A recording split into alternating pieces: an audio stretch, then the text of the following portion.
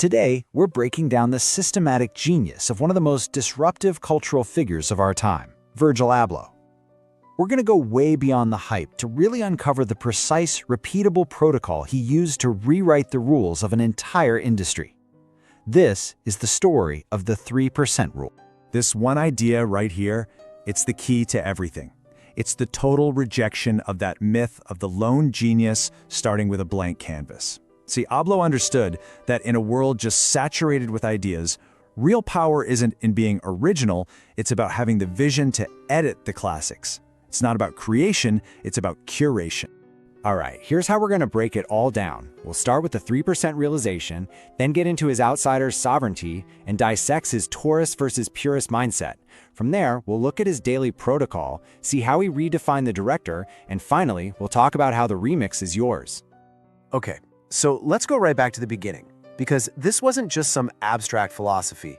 It was forged in a single moment of clarity that pretty much became his weapon for cultural disruption. Picture this. It's 2009. You're in Rome, interning at Fendi with your buddy Kanye West. You've got a master's degree in architecture, one of the most demanding fields out there, and you're pulling in just $500 a month. It's right there, in that stark contrast, that Abloh has this huge epiphany. He realized his expensive education, all his technical skill, was completely useless unless he used it to hack the culture that was happening right outside the window. And this is the number that came to define that hack, 3%. It seems almost insignificant, doesn't it? But within this tiny little margin lies a totally revolutionary approach. He realized he didn't need to reinvent the wheel, he just needed to change it by 3%. The 3% rule became his formula. Take something iconic, something everybody recognizes, and by altering it just a little bit, force people to see it in a brand new light. He proved you could take a $40 flannel shirt, print a number on the back, and completely redefine luxury. He understood that the ultimate authority isn't the artist who starts from scratch, but the editor who knows exactly which zip tie will make a sneaker belong in a museum. So, where did this radical idea even come from?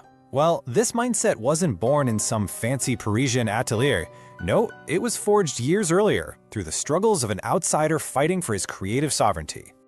This timeline shows his crazy fast ascent, but just look at the friction points. He starts as a kid with a skateboard in Rockford, Illinois, soaking up what he called his mother's tailoring logic, her gut instinct to see that 3% tweak that made a suit fit perfectly.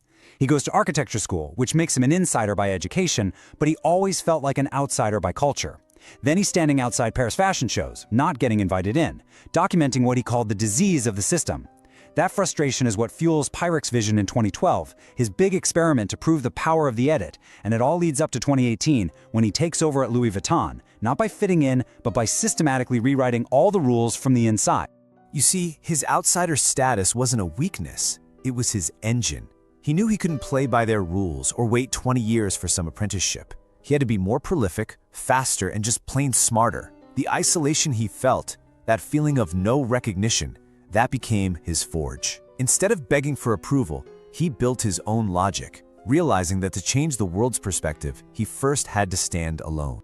Now, this constant friction, this experience of being on the outside looking in, it gave birth to the core philosophy that governed his entire creative process, this battle between the tourist and the purist.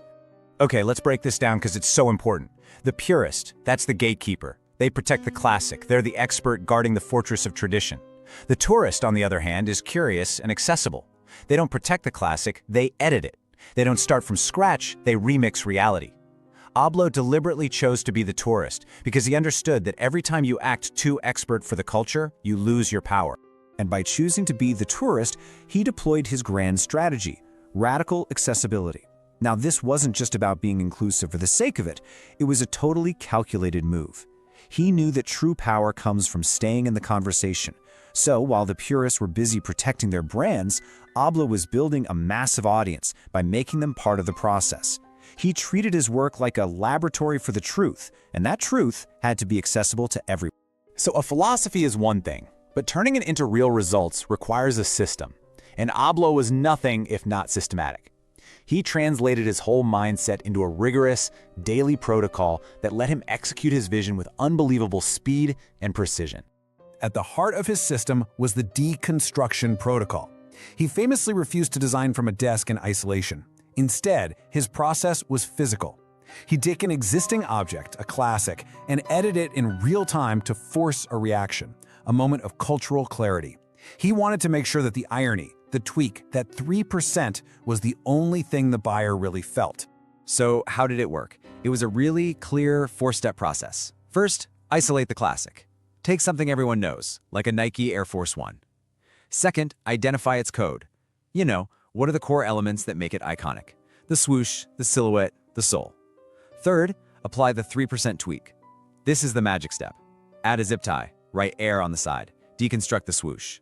And finally, step 4, force a new perspective. All of a sudden, a familiar object is made strange and new, and everyone is forced to reconsider its meaning and value. But the protocol was a complete operating system. He used the WhatsApp audit, constantly checking in with his global network to get real, truthful feedback. He used the maker model, basically open sourcing his process to dismantle the myth of the lone genius. He lived by systematic iteration, treating every single 3% tweak as a direct threat to boring tradition. And it was all built on foundational inclusivity, always choosing connection over the exclusivity of the old guard. So the payoff for this incredibly disciplined system was just immense. I mean, he didn't just build a successful brand or have a great career, he fundamentally transformed the very definition of what a creative director could even be in the modern world. And notice the shift here. He went from being a student of architecture to the architect of culture. His system, disrupting by 3% at a time, was a structural weapon that could make a t-shirt the most important object of a decade. He completely destroyed the myth that luxury is some fortress that has to be protected. He created a true paradigm shift. You had the old guard, focused on exclusivity and heritage. Then came the Abloh Rule, which changed the focus to curation, accessibility, and speed. And his influence has now paved the way for the new creative, whose main job isn't just to design products, but to facilitate a constant cultural dialogue. He showed the world a director's true role, to be an editor, a curator, and a connector. And that brings us to the real takeaway. Because Abloh's legacy isn't just something to study, it's a practical, actionable blueprint for anyone out there who feels like an outsider and wants to make an impact. His whole journey teaches us that real power is found when you stop trying to be original and you just start remixing the reality that's right in front of you.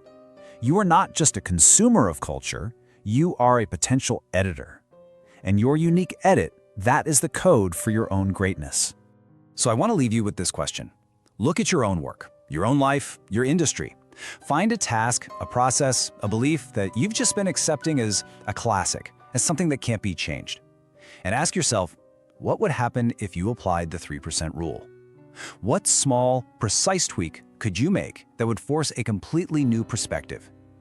Because as Virgil Abloh proved, sometimes the smallest edit can change absolutely everything.